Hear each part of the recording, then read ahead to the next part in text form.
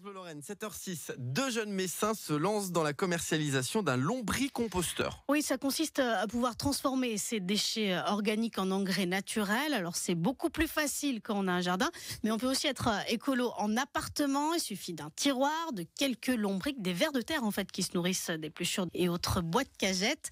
Jérémy Durand et Amandine Stocky viennent de mettre au point la boîte à terre, le premier lombricomposteur 100% naturel car sans plastique. Un pari sur l'avenir pour ces deux jeunes Messins que vous avez rencontrés, Cécile Soulet. Jérémy, 28 ans, y croit à son projet. Il a quitté un CDI pour se consacrer à sa société, la boîte à terre. Elle commercialise des lombricomposteurs de la taille d'une table de nuit.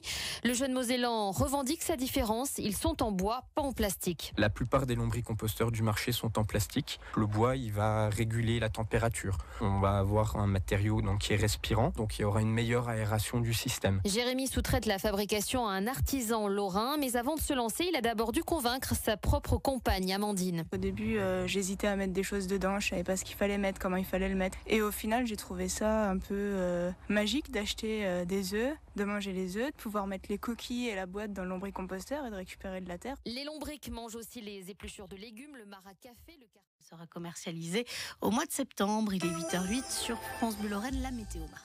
France Bleu Lorraine, il est 8h06. Deux Messins veulent développer le lombricompostage. Ou comment recycler ces épluchures de patates quand on vit en appartement. Ça pousse le tri des déchets encore plus loin.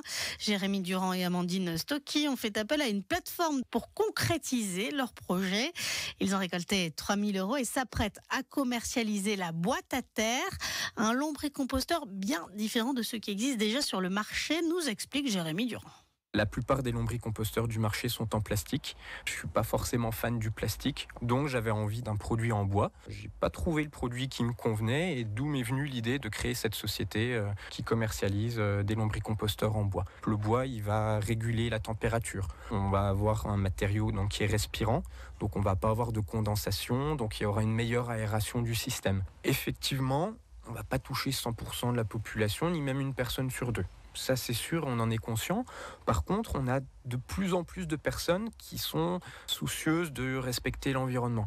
Je pense qu'il y a 20 ans, les gens qui achetaient des œufs bio au supermarché, je suis pas sûr déjà qu'ils le trouvaient en supermarché. Maintenant, il n'y a plus un supermarché qui ne vend pas d'œufs bio. Et je pense qu'il y a une tendance des consommateurs à essayer de consommer de façon plus responsable.